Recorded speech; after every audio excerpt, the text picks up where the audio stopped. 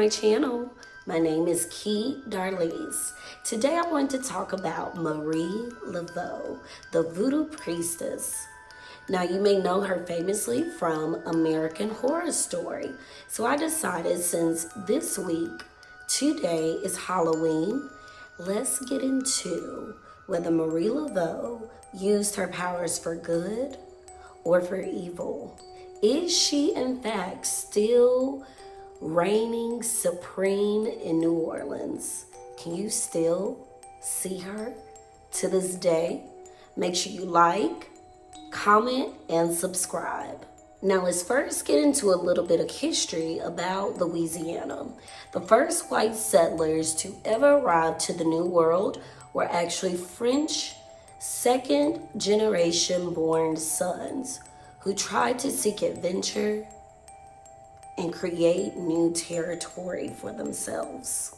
Now these Frenchmen that actually landed in New Orleans, they actually adopted the name as Creole, and also people of color were also associated with the name Creole. So the people who were considered Creole were Black people, people of color, Indians, Native Americans, and Acadian people.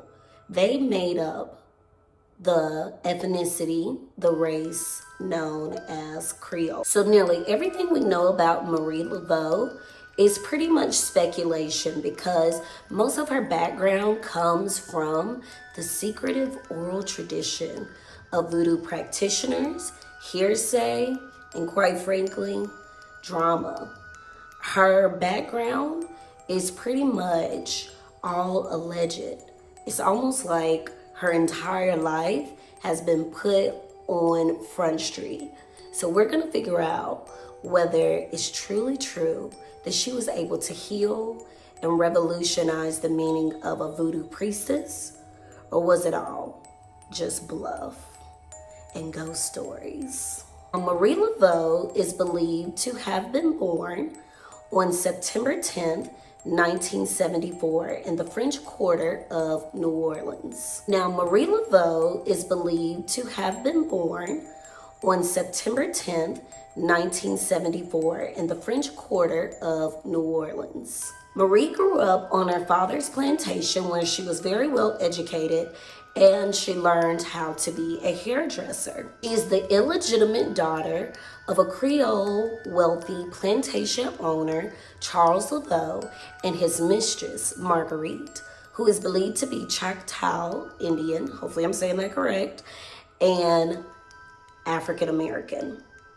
Now, most people do not know this little interesting fact about Marie Laveau, but she was actually very, very religious, a devout Catholic, and she went to Mass every day of her life. August 4th, 1819, Marie Laveau married a free person of color, Jacques Paris, and he was from Haiti. Now, Marie was described as tall, very beautiful, statuesque, with curly black hair, golden skin, and good features. In fact, her marriage certificate to Jacques Paris is preserved in the St. Louis Cathedral in New Orleans. Now, Marie Laveau's husband, Jacques Paris, he, like I told you, was Haitian, and he actually was part of the large Haitian immigration to New Orleans after the Haitian Revolution in 1804. Now, the immigrants that came after the Haitian Revolution consisted of white planters, thousands of slaves, and free people of color. And when these people immigrated to New Orleans, they brought a lot of their culture with them. So many people do not know that the Haitian Revolution was in fact started and ritualistically started with a voodoo ceremony. The voodoo priests led a service where they sacrificed a pig and a blood oath to overthrow the French. Just a few days later, the culture that they decided to revive and bring to New Orleans was voodoo, which consisted of culture traditions of African ancestry. So Jacques Paris and Marie Laveau got married in 1814, but 10 years later, Jacques Paris actually went missing in 1824 and was presumed dead. Marie insisted that he had died and that she was a widow, although there is evidence that he actually deserted her. Rumors, we don't know. It could be true, it could not. Let's continue with the story. For whatever reason, Paris was out of her life. After Jacques Paris' disappearance or death, Marie had to go to work, and she decided, let me go and be a hairdresser. So she was a hairdresser for the wealthy white community of the town, and this begins her career as the Voodoo Priestess. Many of these women actually looked up to Marie Laveau as one of their most endearing and trusting confidant. They would share secrets with her out in the community or things that were happening in their home, like affairs, financial strains in the marriage, different kind of woes and problems in their life. Now, not only was Marie Laveau a hairdresser, but she actually did some nursing too. It's alleged that she did a couple minor surgeries in healing people. She actually went to the prisoners on death row and prayed for them, seeking redemption, atonement, and forgiveness for their sins. She also took in the sick in her own home, caring for the less fortunate. About 1826, Marie actually was in a common law marriage to Christophe Dumont de Clambion. Hopefully I said that correct. But he was a member of a prominent local family. Now, even though she was part of this common law marriage until his death, she still carried her maiden name, Marie Laveau. Although she and Glambion never officially married, out of their common law marriage, they ended up having 15 children. Very prosperous. Also, during this marriage, this is where she really began to reign as the Voodoo Queen of New Orleans. So Marie Laveau decided to go into the profession of being a voodoo practitioner, and she was definitely inspired by her mother's African traditional beliefs and customs. Now, while voodoo was actually commonly practiced in New Orleans, it had a negative connotation because it was seen as something sinister, wild, barbaric, of darkness, but it also healed people and brought comfort to them. And actually in New Orleans history, it was banned periodically at different times in Louisiana history. Widow Paris, Marie Laveau, she actually learned her craft from the voodoo doctor. His name is known as Dr. John or Jean Bayou. And by 1830, she was one of several voodoo queens in New Orleans. Marie Laveau decided to heal people through voodoo, as well as combining her Catholic traditional beliefs. Some of the things that she would use would be holy water, incense, statues of saints, and Christian prayers. And by her using these different types of items, it helped voodoo, or some people like to say hoodoo, become more acceptable, especially in the upper echelon of New Orleans. Now, her actual voodoo beliefs consisted of the spiritual forces and recognition of these spiritual forces coming together. And the way she would ignite these spiritual forces to come together will be sometimes through a ritualistic dance, music, singing, and the use of snakes. Marie Laveau actually took reign as the Voodoo Queen of New Orleans because she would hold ceremonies and rituals at the Congo Square, where you can still visit still to this day.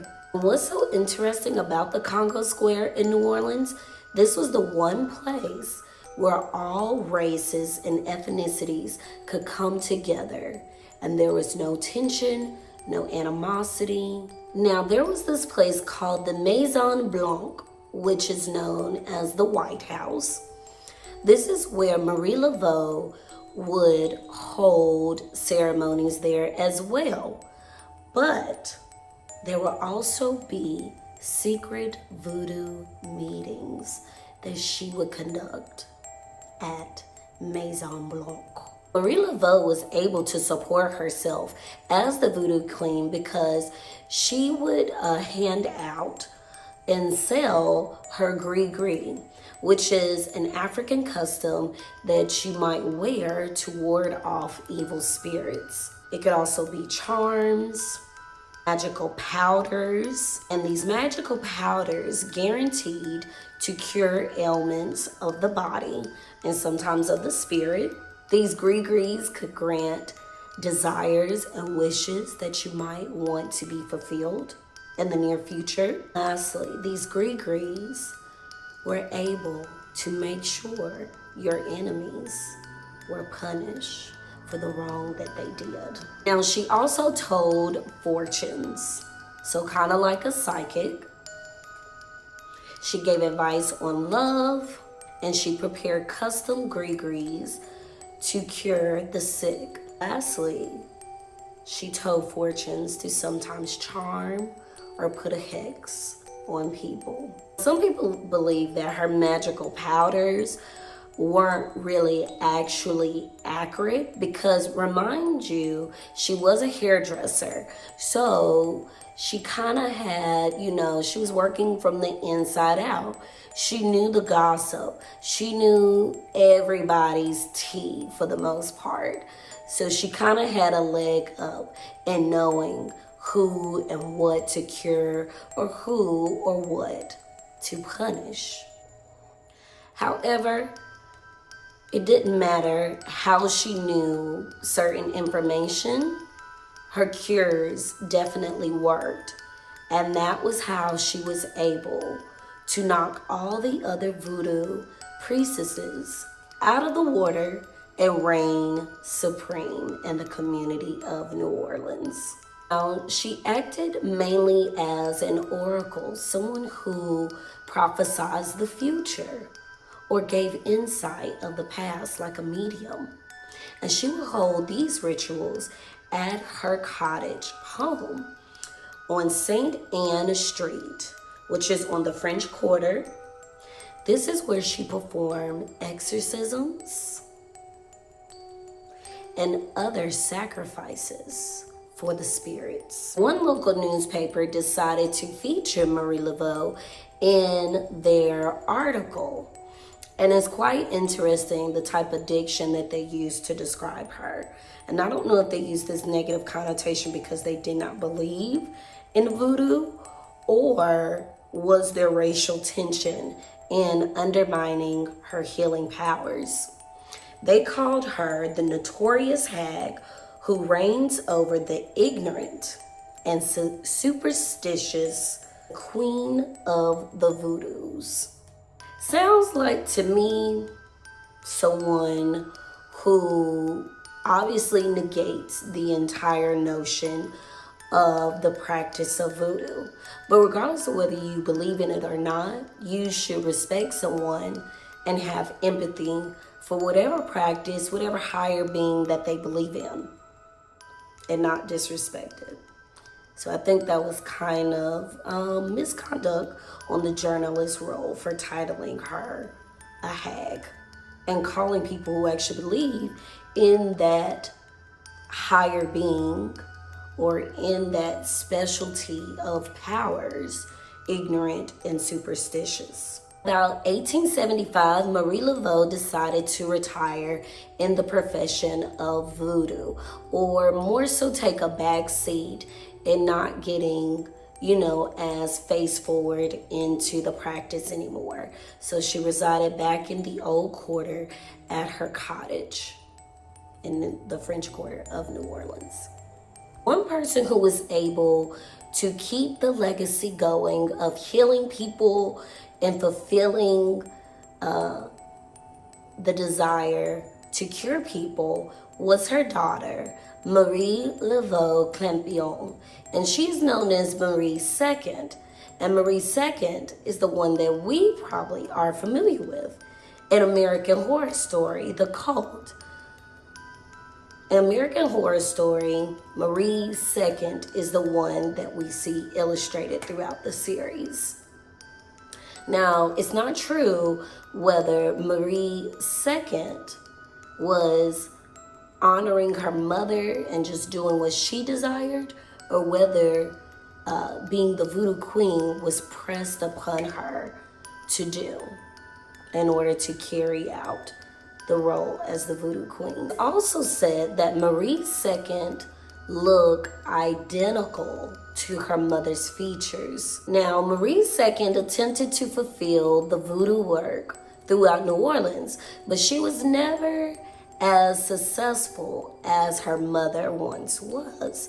It said that she wasn't really as likable as her mother or as charming. The second often ruled with fear and intimidation. Marie II was also a hairdresser, but she also was a business owner. She owned a bar as well as a brothel on Bourbon Street. Marie's the second specialty was healing the heart of men.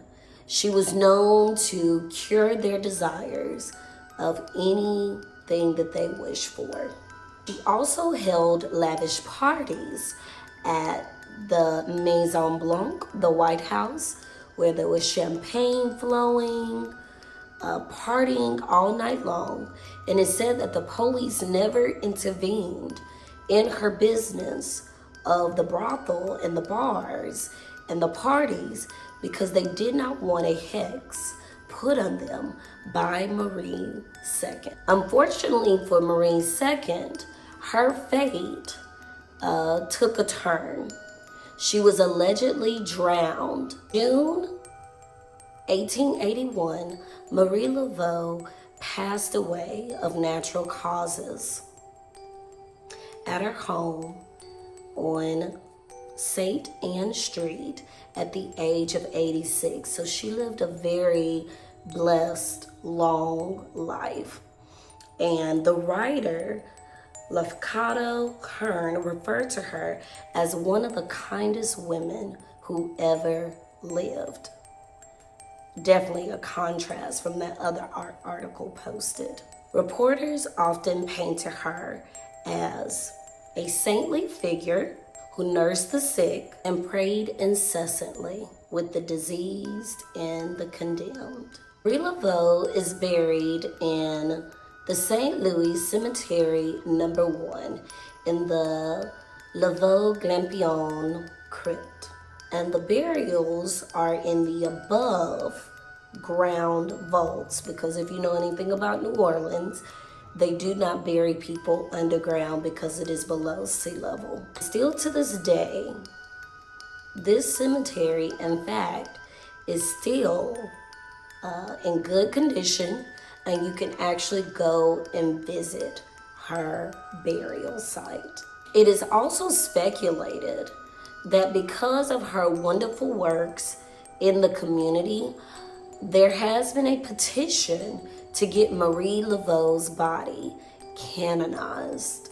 In 1903, Marie Laveau's house was actually knocked down, and another house or building was constructed there. However, her spirit still lingers there to this day. Claim that they've seen Marie Laveau walking down St. Anne Street in a long white dress and a white turban. Some have also stated that even though Marie Laveau's house is not there, people still go to that site to perform rituals as well as animal sacrifices in order to cure ailments and cure the disease and hope their wishes come true. Currently, the site of Marie Laveau's house is actually a vacation home rental. A couple decided to stay there, and they speculated, or they stated, that one night they heard chanting outside and the cutting of drums. The husband decided to go outside and see, where is this drumming coming from? Where is this noise coming from? He didn't notice anyone outside, so he decided to come back into the house, and as he noticed him getting closer inside of the living room, the drumming noise began to be louder and louder and louder. So all of a sudden, him and his wife decided, we need to leave the house all at once. They come back the following morning. They notice in the living room that there is one white feather on the floor, but all of the windows have been locked. Needless to say, they never returned again to the house. One thing about finding this feather in the living room, it is speculated, according to Voodoo practice or the Voodoo religion, if you find a feather, then it means good luck. But if you find the white feather on a pillow, then it could mean great sickness or even an hex to cause death. So what do you guys think? Do you believe that Marie Laveau was a voodoo priestess that was just some kind of hoax? It wasn't real, it was made up? Or do you believe she was in fact a healer that brought strength, power, and confidence to the community, that they could get things solved? I think she was a healer. I think she was a revolutionary, and I think she was a female empowering her strengths, as well as allowing the legacy to continue through her family, through her daughter, Marie II. Make sure you like, comment, and subscribe. I hope you all have a wonderful, happy Halloween. And until next time.